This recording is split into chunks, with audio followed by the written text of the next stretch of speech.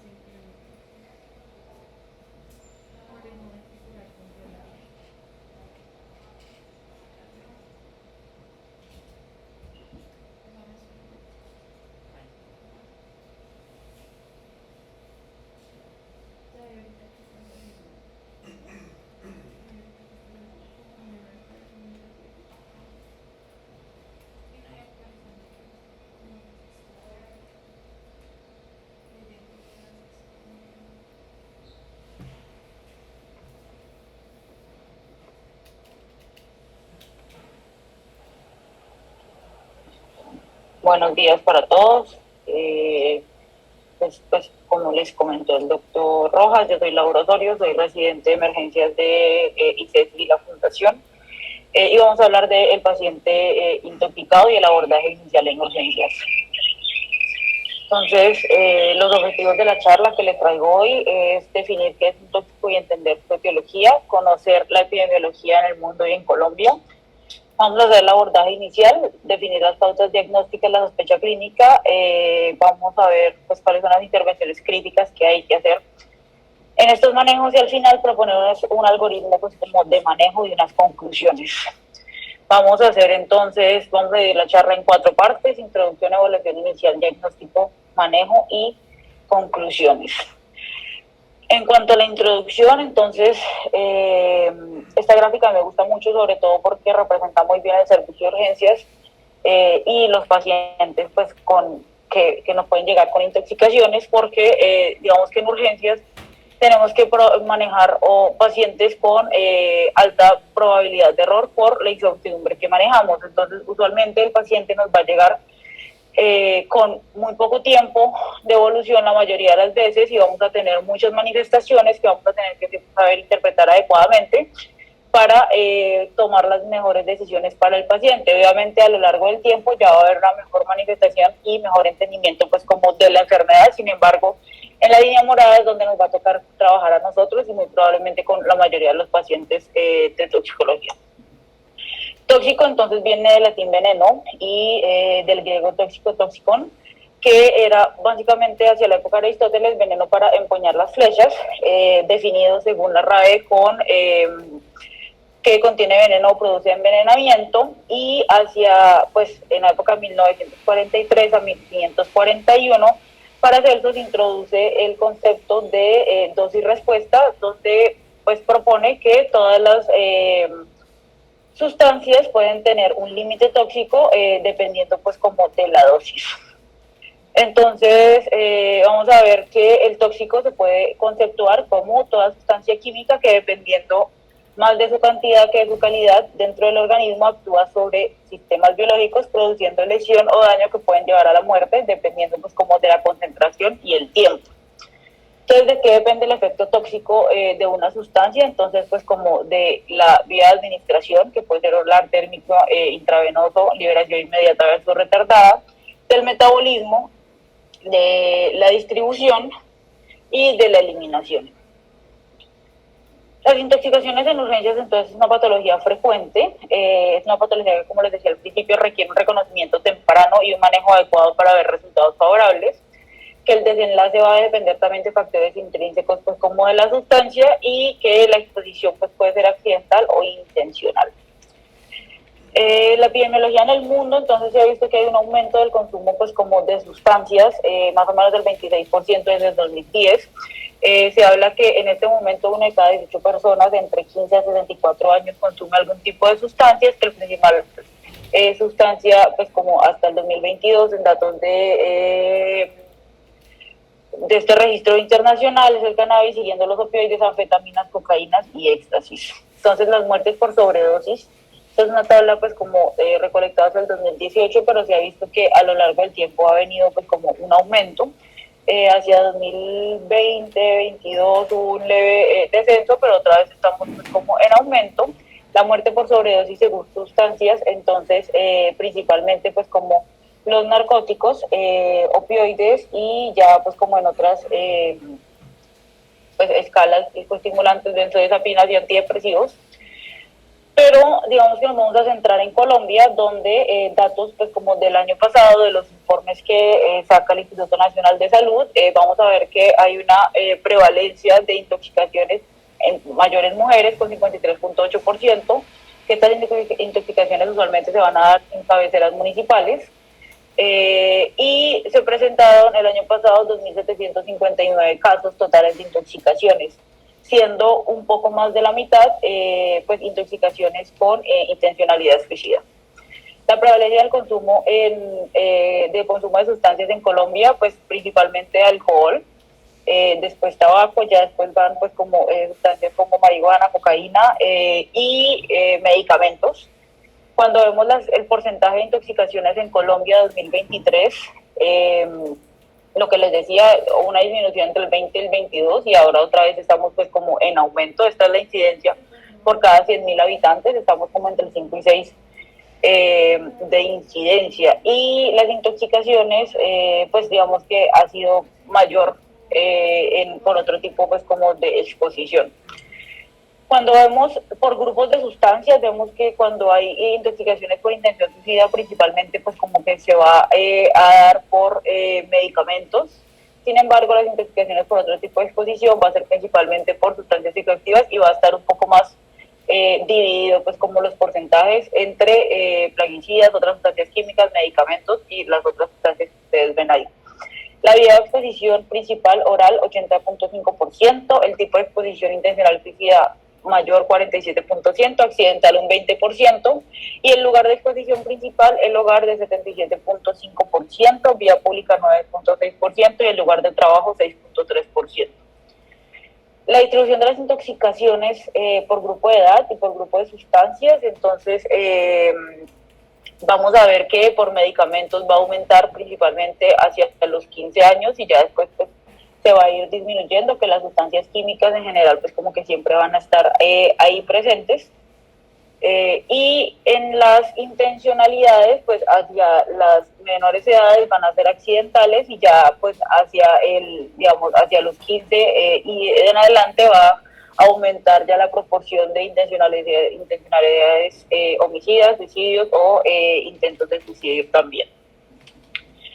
Entonces, en cuanto a evaluación inicial, entonces, ¿cuándo sospechar un paciente con intoxicación? Cuando hay un compromiso multisistémico, cuando es un cuadro grave de inicio súbito, cuando no sabemos pues como muy bien qué le pasó al paciente, cuando hay cuadros bizarros, cuando hay alteraciones electrocardiográficas que no podamos explicar por lo que nos hayan contado, por lo que sepamos del paciente, cuando hay olores o alientos extraños, cuando hay una depresión respiratoria muy marcada, sobre todo pues, como en los opiáceos, cuando hay cambios populares que tampoco podamos explicar por lo que le está pasando al paciente y cuando hay un compromiso pues como severo de la conciencia.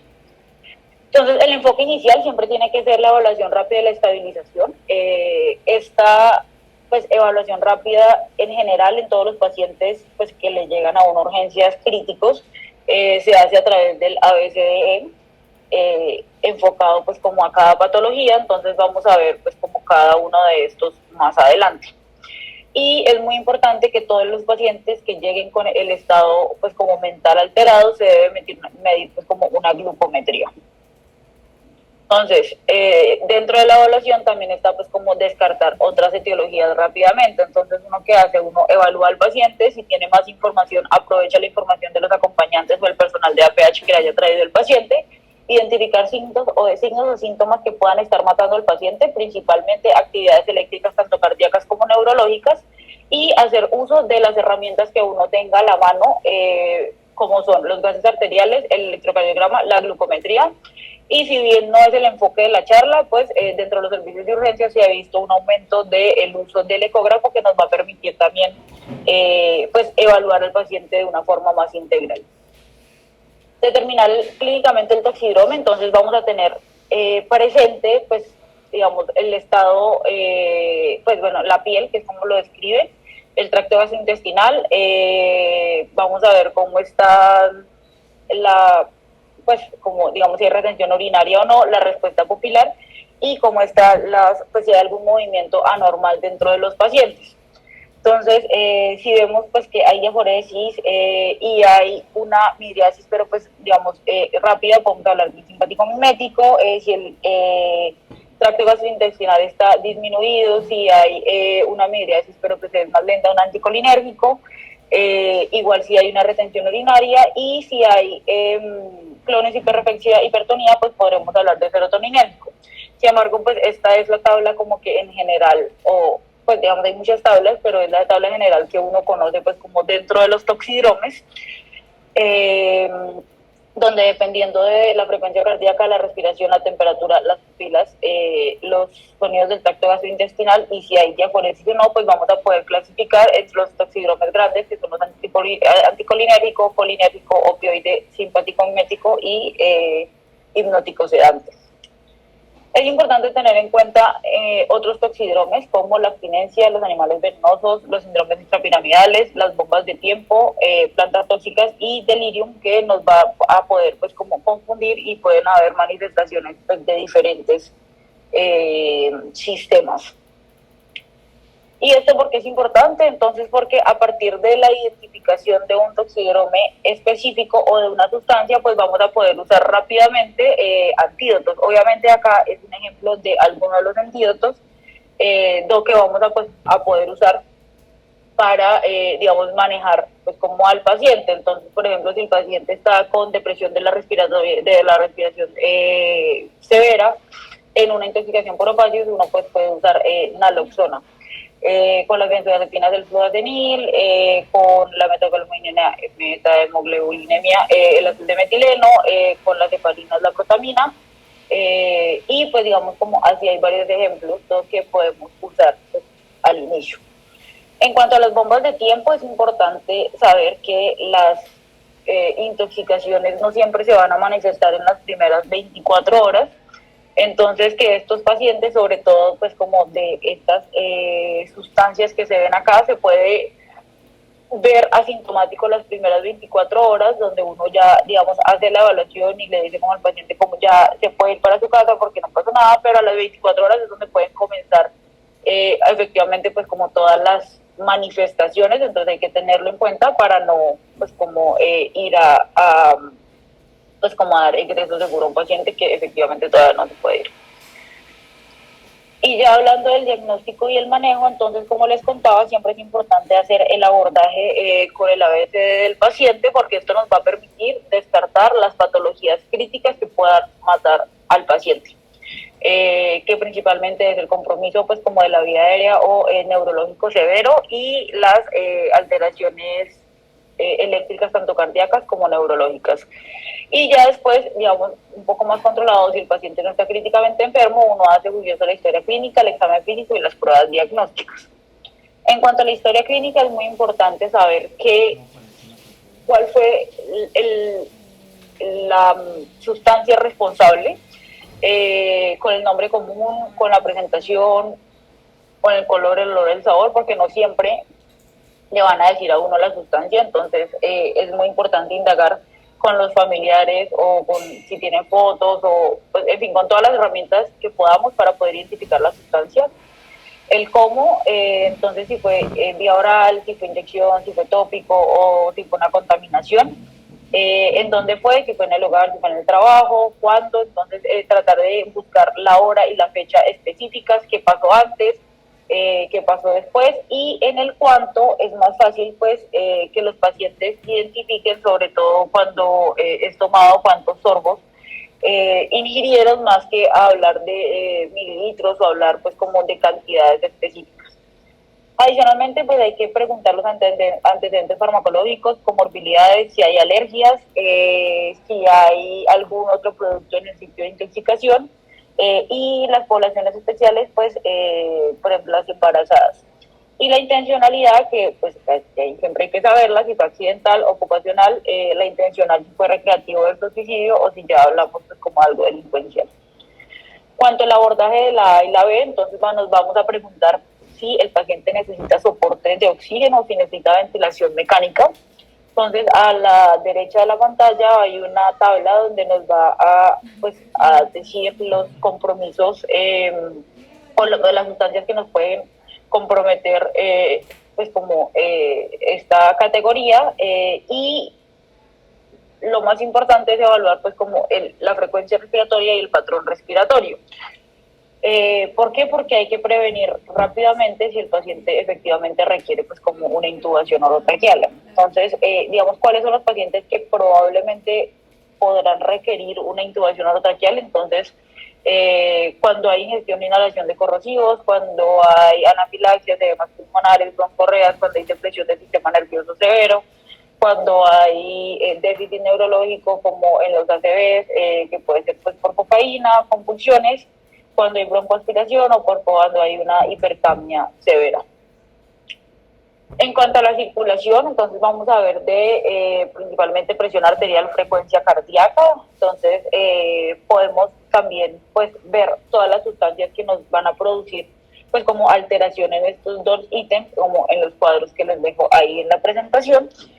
Pero es importante que tener en cuenta que la hipotensión usualmente se va a dar por una disminución de la resistencia vascular sistémica o una disminución en la contractibilidad, pueden haber arritmias o haber una depresión del volumen intravascular.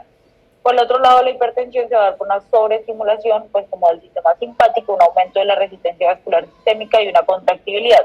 Esto va a ser muy importante porque en el momento que el paciente nos llegue hipotenso con una sospecha de intoxicación y no sepamos qué medicamento es, pues tenemos que actuar hacia esta fisiopatología para poder estabilizar al paciente. La frecuencia cardíaca entonces va a ser pues un balance neto entre el tono simpático y parasimpático, pero también tenemos que tener en cuenta que la frecuencia cardíaca va a cambiar dependiendo de la tensión arterial, y que muchas veces cuando nos llega un paciente de choque y por ejemplo no está taquicárdico, hay que también sospechar que algo esté pasando, que algo esté bloqueando pues como esta respuesta que es como natural. Dentro de la circulación es importante lo que les dije, la actividad eléctrica pues como cardíaca. Hay muchas alteraciones que pueden producir los tóxicos, como prolongación del intervalo PR, prolongación del QRS, prolongación del QT, y taquicardias principalmente pues como ventriculares o supraventriculares, sobre todo asociado a cocaína, a simpaticomiméticos, a toxidromes anticolinérgicos. Y dependiendo pues como de esto uno también se puede pues como guiar intoxicaciones también de anticonvulsivantes y demás también nos pueden dar alteraciones pues como cardíacas. Y en cuanto a la soporte, pues como ya de circulación, entonces como les decía, el paciente puede llegar hipotenso o en estados de choque, entonces hay que hacer una monitoría invasiva rápida. Si no se tiene, se puede hacer con una monitoría normal, pero si se tiene, pues se le puede poner una línea. Y hay que comenzar a manejarlo con líquidos endovenosos, usualmente isotónicos. Se puede pasar un bolo que es más o menos de 30 ml por kilo. Sin embargo, la mayoría de pacientes pues no van a soportar tantos líquidos, entonces hay que ir evaluando rápidamente si el paciente es respondedor o no a líquidos y comenzar a soportar con lo que yo les decía de la tensión arterial, o cómo vamos a poder soportarlo. Entonces con norepinefrina, que es el vasopresor pues como de elección, considerar siempre la inotropía, antiarrítmicos, el antídoto si lo tenemos disponible, y las correcciones de la alteración ácido-base. En cuanto al examen neurológico y la exposición, entonces el paciente nos puede llegar muy agitado o muy dormido. Hay que evaluar siempre en las pupilas, si el paciente está focalizado, evaluar pares craneales, fuerza, sensibilidad y reflejos osteotendinosos.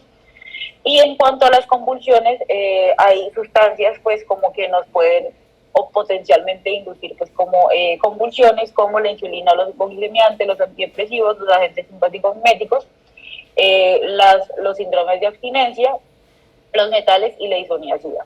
Entonces hay que tratar de identificar rápidamente estas sustancias para poder pues como manejar adecuadamente el paciente. En cuanto a la temperatura, pues digamos, es importante dado que pues o una temperatura muy alta o muy baja pueden producir alteraciones severas en el paciente, sobre todo la hipertermia, que es la que usualmente pues ya hablamos de la desnaturalización de proteínas, ya hablamos de otras sustancias, otras pues como alteraciones que pueden ya comprometer el set point pues como del hipotálamo y alterar pues como definitivamente la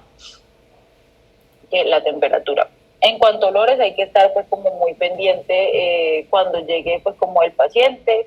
Entonces el olor de almendras amargas de cianuro, frutas en la cetosis, isopropanolol, ajo, con arsénico selenio, gasolina con derivados del petróleo, peras con hidrato floral, mentol con metilsalicilato, huevo podrido con dióxido de sulfuro y pasto recién cortado con gas fosfógeno. En cuanto a la descontaminación, entonces la idea es reducir la absorción de la toxina y prevenir o disminuir la exposición y sus efectos tóxicos sobre el paciente.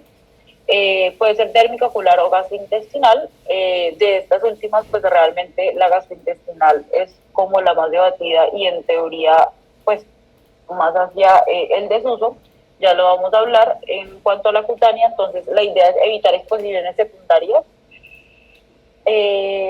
Principalmente pues como para el paciente y para el personal de salud que va a atender al paciente, hay que retirar pues como toda la ropa, colocarla en una bolsa y sellarla porque esto puede generar después otras intoxicaciones. Hay que bañar al paciente siempre 2 veces independientemente de cuánto haya transcurrido desde la exposición y nunca intentar neutralizar un ácido con una base o una base con un ácido. En cuanto a la ocular, entonces los ojos deben irrigarse con los párpados pues como totalmente retraídos, no menos de 20 minutos.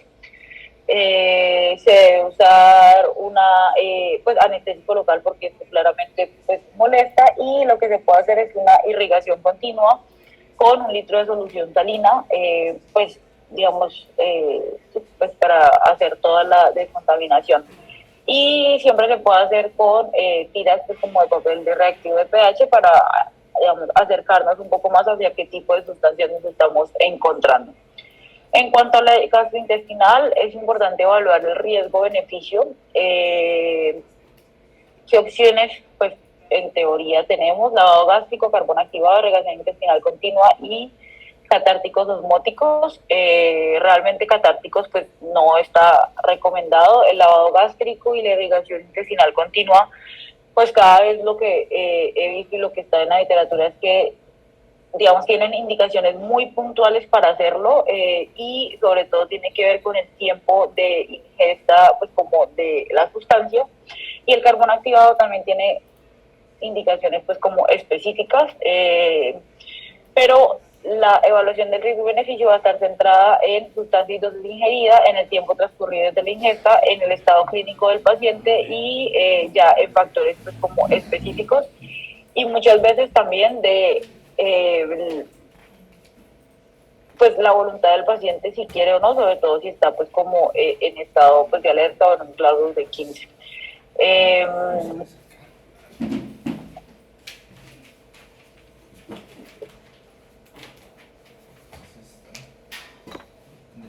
Bueno, y si el paciente está, lo de estado clínico actual, obviamente si el paciente tiene un estado pues como de conciencia disminuido y demás, definitivamente pues no es necesario o no está indicado pues como hacer ninguna pues como de estas descontaminaciones.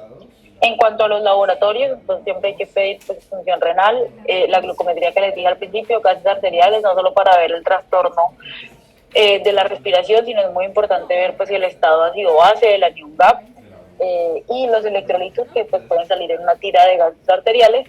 Y el panel toxicológico realmente pues tiene un alto costo, tiene un tiempo prolongado de reporte, no siempre está disponible pues para todas las sustancias y puede tener una pobre correlación con la recolección de orina temprana o tardía, y realmente se ha visto que no impacta en el manejo, entonces pues no está recomendado pues como pedirlo de entrada a todos los pacientes. Y estas son las indicaciones una tabla de indicaciones que está en el libro de Goldberg para pues llevar un paciente pues a la UCI. Tiene características que van a depender del paciente, de la sustancia y de la capacidad de observación pues de un paciente en el servicio de urgencias. Entonces tiene como unos puntos específicos, pues uno la puede revisar cuando pues requiera o no pasar un paciente al servicio, pues a la UCI. Y por último, entonces, para conclusiones, el algoritmo pues, que les propongo entonces es hacer o tener adecuadamente una evaluación prehospitalaria y comunicación tanto con el prehospitalario como con los familiares del paciente, hacer la estabilización inicial con el ABCD, una historia clínica completa, signos vitales, pruebas diagnósticas y tratamiento. Ahora hay una flecha que sale desde estabilización inicial hacia la izquierda, donde si hay una identificación pues como algún toxidrome específico, y manejar el toxidrome o el antídoto en dado caso que se tenga la sustancia específica. Y para llevar a cabo, entonces hay que abordar a todos los pacientes de una forma organizada, rápida, con un plan de manejo establecido, realizar el examen físico y detallado. Usualmente ahí vamos a encontrar pues gran parte de las respuestas. Y el manejo de los pacientes intoxicados no está específicamente en los antídotos, sino que usualmente o la mayoría de veces es en los cuidados farmacológicos y el soporte que le podamos brindar pues, al paciente. Muchas gracias. Si hay alguna pregunta o alguna duda, quedo atenta.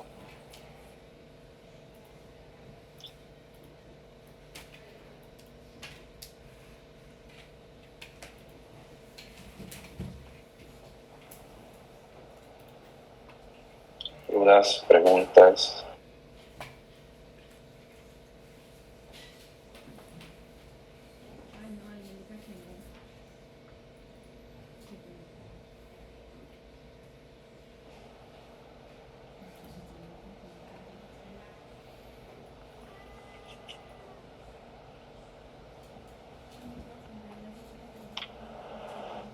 Bueno, entonces dentro de la evaluación del paciente con sospecha de intoxicación, pues vamos a tener pacientes que puedan llegar por sus propios medios, planteando la exposición a un agente tóxico, o pacientes con alteración de conciencia de origen desconocido.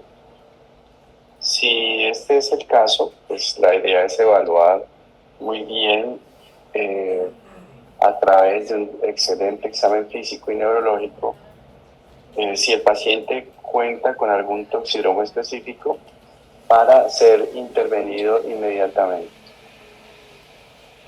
Entonces tenemos que pues, un toxidromo es una constelación de signos y síntomas que derivan de la exposición de un agente que interfiere con un receptor específico.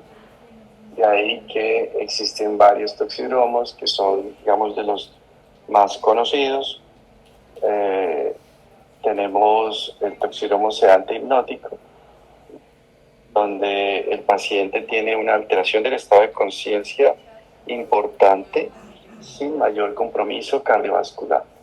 Entonces, una tensión arterial y una frecuencia respiratoria dentro de rangos relativamente normales, sin depresión respiratoria, y pues digamos que es el que está caracterizado en agentes como las benzodiazepinas, los neurolépticos, en sobredosis. Tenemos uno diferencial que es el de opioides, donde tenemos también alteración del estado de conciencia, pero en él se observa miosis, depresión respiratoria y disminución de los ruidos intestinales. Es muy, digamos, importante determinar este tipo de toxidromo porque puede ser revertido rápidamente con naloxona si el paciente tiene una depresión respiratoria, es decir, si tenemos una frecuencia respiratoria por debajo de 10 respiraciones por minuto.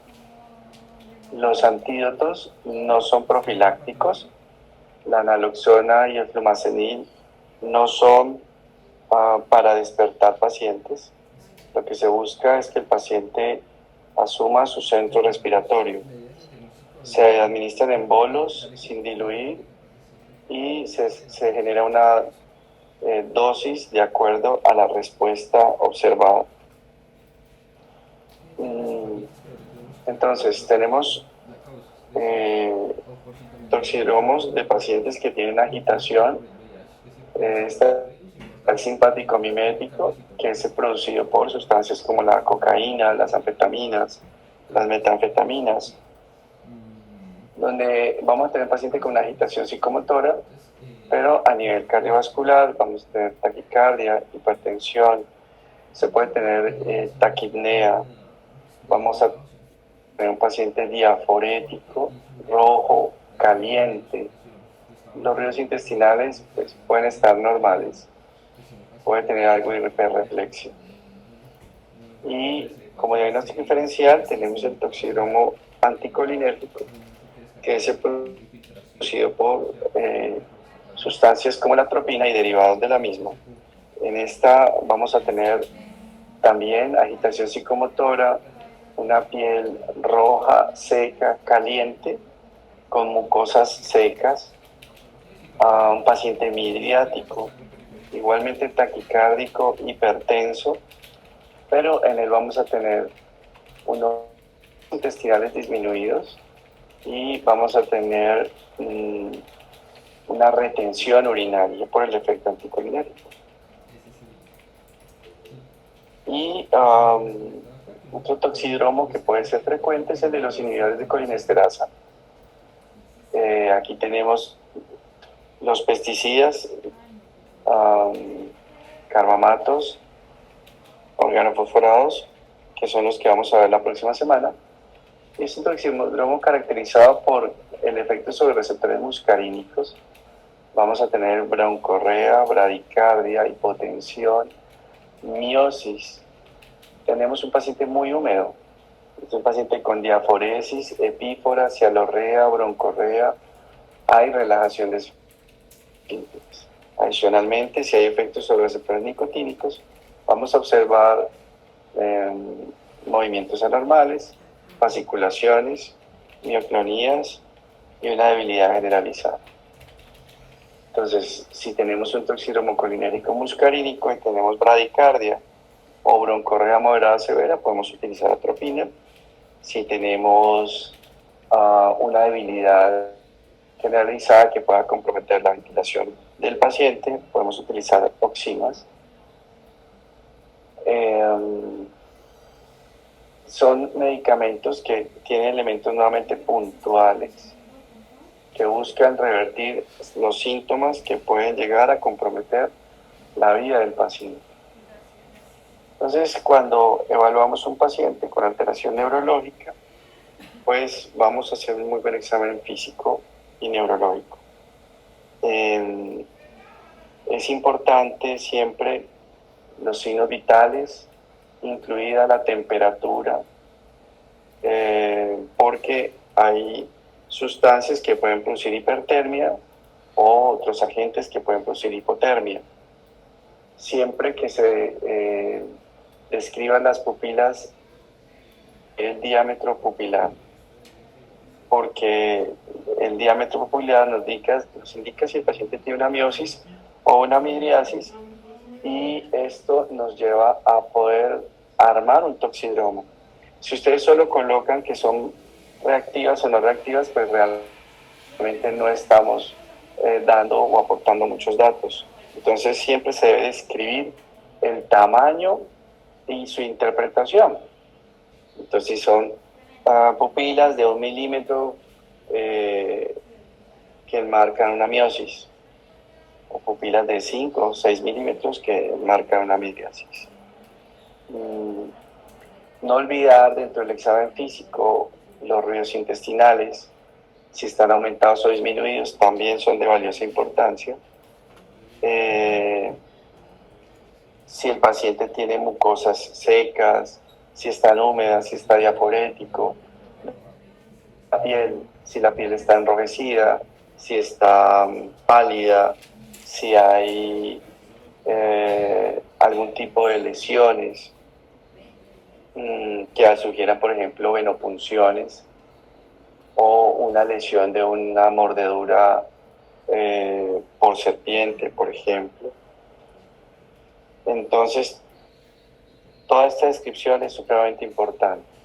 Entonces, cuando hacemos la evaluación, hacemos una evaluación de signos vitales, ABCD, luego de la estabilización del paciente, hacemos una evaluación de riesgo. En la evaluación de riesgo se determinan varios elementos que voy a trabajar desde ese momento y tiene que ver con una evaluación de cuál es la condición actual del paciente y proyectar ese paciente a unas 6, 8 horas. Es decir, me proyecto qué va a suceder con él de acuerdo con la sustancia ingerida y la condición actual. De acuerdo con la evaluación de riesgo voy a tomar varias decisiones. La primera de ellas es el manejo de soporte. ¿Qué tipo de soporte necesito? En cuanto al soporte hemodinámico, si necesito líquidos, si son líquidos dextrosados, líquidos isotónicos, si requiero bolos de líquidos, infusión de líquidos, si además de los líquidos necesito algún tipo de vasopresor, vasoactivo, inotrópico, de acuerdo con las condiciones del paciente. En relación con el soporte respiratorio, si necesito soporte invasivo, no invasivo, si necesito oxígeno, si este oxígeno lo requiero por cánula, máscara. Bueno, y el soporte nutricional. Si es un paciente que se va a dejar sin vía oral, si requiere un flujo metabólico con dextrosa o algún otro tipo de intervención de acuerdo con su condición clínica. Después de evaluar el soporte, entonces determino el requerimiento de antídotos. El paciente se beneficia de algún antídoto, lo tengo disponible en la institución. ¿Cuál es el momento más oportuno para administrarlo? En relación con los antídotos, pues son medicamentos que entre más pronto se administren de acuerdo con su indicación, mejor para el paciente porque limitan las complicaciones y las secuelas. Después de la administración de antídotos, entonces entramos a evaluar las medidas de contaminación. En relación con las medidas de contaminación, nos vamos a hacer 3 preguntas. La primera, si la sustancia es lo suficientemente tóxica que pueda matar al paciente. Si la respuesta es sí, entonces podemos considerar la posibilidad de una medida de contaminación gástrica, pero pasaríamos a una segunda pregunta. Si la respuesta es no, definitivamente no se hace ninguna medida de contaminación. La segunda pregunta que hacemos es si el paciente sale adelante con manejo de soporte. Si la respuesta es sí, no realizamos ninguna medida de contaminación gástrica. Si la respuesta es no, lo podemos considerar. Y la tercera pregunta es si la sustancia tiene un antídoto y ese antídoto está disponible. Si la respuesta es sí, no voy a realizar ninguna medida de contaminación gastrointestinal. Si la respuesta es no, si la respuesta es no sale con manejo de soporte y el paciente puede fallecer, pues ahí sí considero las medidas de contaminación gastrointestinal. Las medidas de contaminación gastrointestinal son excluyentes.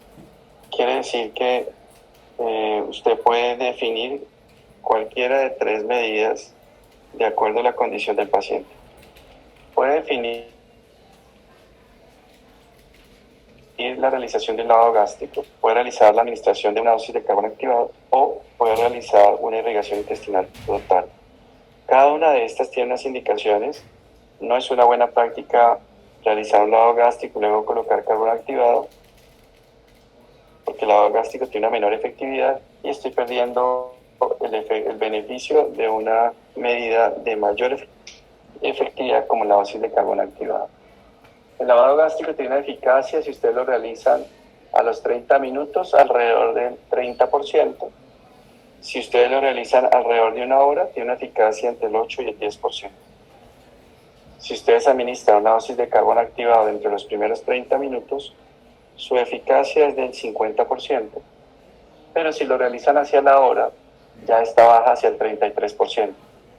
Entonces, una dosis de carbón activado es mucho más efectiva que un lavado gástrico. Es menos invasiva, más económica. Y hay un elemento importante, y es que ustedes deben preguntarle al paciente si consiente la administración de carbón activado o la realización del lavado gástrico. Si el paciente dice que no, simplemente no se hace. ¿Por qué? Porque no hay ninguna condición ética en la cual yo vaya a inmovilizar a un paciente o a hacer alguna de estas medidas en contra de su voluntad, teniendo en cuenta su baja efectividad y los altos riesgos que pueden tener en relación con complicaciones y sus contraindicaciones. La irrigación intestinal total se limita a pacientes, por ejemplo, body packers, aquellos que son transportadores de drogas ilícitas, también a los pacientes intoxicados con sulfato ferroso, porque el hierro no lo absorbe el carbón activado, y para medicamentos que tienen cubierta entérica o son de liberación prolongada. Las medidas de contención gastrointestinal son una excepción, no son una regla. Realmente son muy pocos pacientes los que realmente se benefician. Finalmente, vamos con las medidas de eliminación. Entonces, entre las medidas de eliminación tenemos las dosis múltiples de carbón activado, la modificación del pH urinario, las medidas de eliminación extracorpórea, como la hemodiálisis, la hemoperfusión, la hemofiltración, y finalmente medidas de rescate como el ECMO o la emulsión lipídica endovenosa. Entonces, una vez se realice todo este manejo, se define si el paciente requiere dejar en observación o se deja en una sala de hospitalización o requiere una unidad de cuidado intensivo. Preguntas. Doc, usted cuando habló de la intoxicación por opioides y por benzodiazepinas mencionó sobre la naloxona y el clonazepam. Digo que se hacía un bolio y que después, de acuerdo a la respuesta del paciente, se definía las dosis. ¿Cómo así? ¿Cómo se definen esas dosis según la respuesta? Ok. Entonces, la indicación de naloxona y flumazenil básicamente es de presión respiratoria, ¿cierto? Entonces, si tengo un paciente con una frecuencia respiratoria por de 10, asociado a miosis, alteración de conciencia y ruidos intestinales disminuidos, tengo un toxidroma opioide. En ese caso se necesita la naloxona. Entonces, el objetivo es llevar al paciente a una frecuencia respiratoria de 14-16. Comienzo a colocar bolos, las ampollas son de 0.4 miligramos, comienzo a colocarlo lento, sin diluir, y voy mirando la expansibilidad torácica. Cuando el paciente llegue a 14, 15 respiraciones por minuto, me detengo. No sigo utilizando. Entonces, en eso consiste la respuesta del paciente, hasta llegar a la meta. Pues mi meta en opioides es frecuencia respiratoria de 14-16, y luego, entonces, en caso de opioides y utilización de naloxona, dejo un goteo de naloxona por 6 horas, teniendo en cuenta que la vida media de la naloxona es mucho más corta que la de los opioides que se utilizan en abuso, y lo dejo una ampolla hora por unas 5 horas, pero si se consume más de 3 ampollas, 2/3 de la dosis utilizada por hora. Quiere decir que si utilizo 3 ampollas para revertir la depresión respiratoria, entonces voy a utilizar 2/3, serían 2 ampollas hora por 5 horas, serían 10 ampollas en 500. Con el flumazenil, lo mismo. El flumazenil tiene una indicación revertir depresión respiratoria. El flumazenil se utiliza exclusivamente en pacientes que tienen una intoxicación por benzodiazepinas, pero que sean intramusculares endovenosas. no para benzodiazepinas orales, porque las benzodiazepinas orales realmente no producen depresión respiratoria. Entonces, si alguien de pronto tiene una sobredosis de midazolam, diazepam, que conduzca a depresión respiratoria, pues se hace la intervención con oxígeno, se asiste al paciente y se puede colocar una dosis de flumazenil de 0.5 miligramos, colocándolo muy lentamente, nuevamente viendo la expansabilidad torácica, y cuando el paciente llegue a una frecuencia cardíaca, respiratoria 14-16, me detengo. Entonces, por eso se plantea que es dosis respuesta. En el flumazenil jamás se utilizan infusiones porque es un medicamento que disminuye el umbral convulsivo. ¿Respondí la pregunta? Sí, doctor, muchas gracias. Ok, con gusto. ¿Alguna otra pregunta?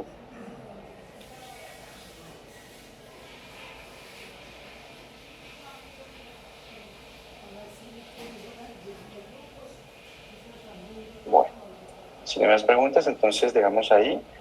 Recuerden entonces, para la siguiente sesión, preparan por favor intoxicación por insecticidas inhibidores de colinesterasa.